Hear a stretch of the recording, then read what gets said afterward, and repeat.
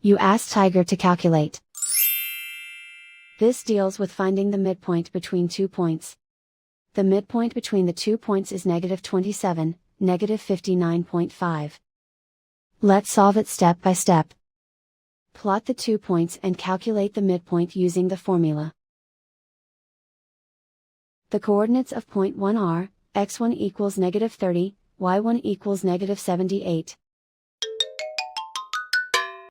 The coordinates of point 2 are, x2 equals -24, y2 equals -41.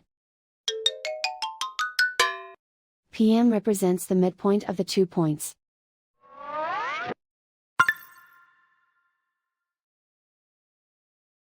Use the x values in the midpoint formula to find the midpoints x.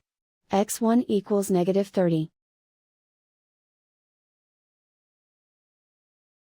x2 equals -24.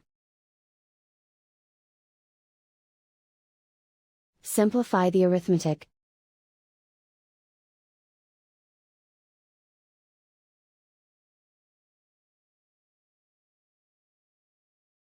Use the y values in the midpoint formula to find the midpoints y. y1 equals -78. y2 equals -41. Simplify the arithmetic.